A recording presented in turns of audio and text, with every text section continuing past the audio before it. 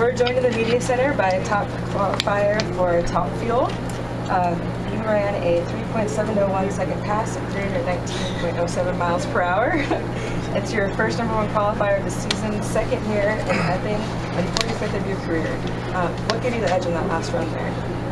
Well, we went out there and we were real close to that same run on Friday, and we just hurt a few parts, and it caused us to back off on the Friday night run, which bit us. Where we didn't go down, we shook, and then today we just came out. Bryant, Mark, and all of our guys came back out with a mindset where they just stepped back up and just going to run with the track hold. In the first run today, we made a really good lap. We went that 76, and then it really set us up for that run there where we knew the track was going to get cooler, and we just stepped the car up and put it back on those numbers. That's what Brian and Mark did, and the car responded, and it ran better down the track, and we didn't get all of it look like we wanted to. We're still working out a new fuel system that we got to work a couple more kinks out of, and then you'll see the little bit more mile an hour, and it'll run quicker out the back door, where that could have been a high 60 run right there, like a 68. So we know what we have, and we just got to keep on working on it, and we're getting better with our new package. So with that being said, is that we have to be there. When you look at these cars like Coletta, Torrance, and Brittany Force, and now our two teammates with Tony and Langdon, all these cars are really running good right now, and the Lucas's cars, and you really got to step up. Terry McMillan throws out big runs now, so there's a lot of good competitors out here, and we just want to make sure that we can still compete at a high level. And for us, we kind of expected that we could have a couple more #1s to go with this one. This is being the first, and we're already a third through the season, so we're getting to where we want to be at, and that's the plus. And we just want to make sure that we're going to peak at the right time for when the countdown, and we're headed in that direction right now. Questions? Did you look at the challenges before the season started, and things are going as you expected? We thought that we would be a little bit better right now, you know what I mean? I mean, we've raced well. Right. We've won races. We've been to a few. The thing about it is that, you know, you always want more race wins, you know what I mean? And that's what we're striving for. But the competition right now is just ridiculous. It's at an all-time high. Like when you're racing somebody, J.R. Todd, you get him second round, third round, first round.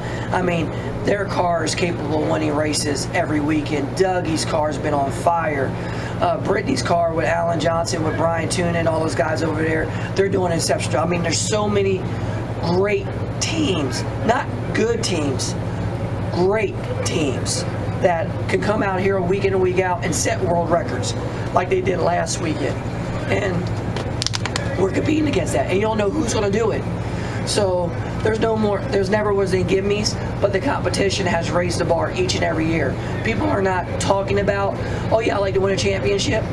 All these teams are putting the work in to win championships, and for us that won a championship last year to defend that title, is that we have to we know what it takes to win a championship, but we even have to push ourselves to another limit to get a little advantage here or there, and that's what we've been working on to be better than what we were last year. DSR is 3 for 3 in Epping, but so your teammates have done it. So what are you going to do tomorrow to continue the momentum from today and bring yours home?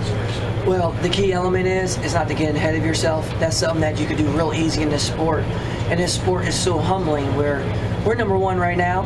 That means nothing going into tomorrow. Tomorrow's a whole new, entirely different day. It's going to be 66 degrees out if we get to hit the track for a high. So everybody's going to be gunslinging 60s out there tomorrow. So you're going to have to do that just to be competitive.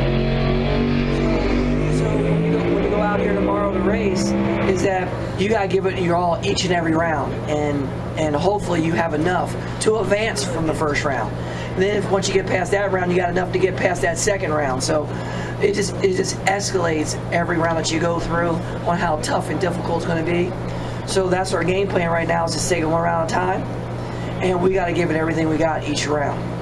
Maybe on that same note, you've got to buy in the first round tomorrow. How do you guys, how do you look at that, and what does that present? Any problems? Or obviously it's nice to know, but actually that means that it's another qualifying run, so that whatever the track conditions are, we got something that we can actually push on and we could use it to our advantage, where we can actually push the bar and see what the track can hold, and to make sure that we can have lane choice for the second round. Hopefully, that's the game plan, is to hopefully you can get that. How important is lane choice here? I don't think lane choice is that important, to be honest with you. I mean, you go fast in the left or right lane, and we saw that in Funny Car, we saw it on Top Fuel. I mean, my first run on Friday, I was in the left lane, and my car was on board to run to make the same pass. So we went, what was it, like, shoot, what did we go at the half? We went 209 to 330, so we went 209 to 330 in the right lane too. So with that being said, I think both lanes are pretty much fair, evenly matched.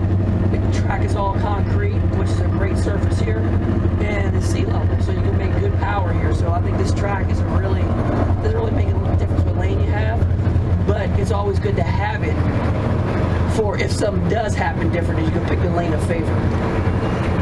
What would it feel like for you to go home with a victory here tomorrow? Because this is like winning at the city right next to where you live, in a sense.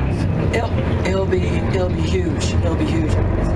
This is definitely one of the tracks on the radar that we'll love to win. Like, we were really close in Topeka the last week. I mean, we've never won there, and we were in the final, and we had a smoke fest, and we're like, oh, and we wanted to win that race bad. And this is one of the other races, including Bristol, that's on our radar to definitely that we definitely want to win. But we know what we need to do. You can't get ahead of yourself, and we can't think about like the carrot that's dangling out there. We just gotta focus and do what we can do each and every round.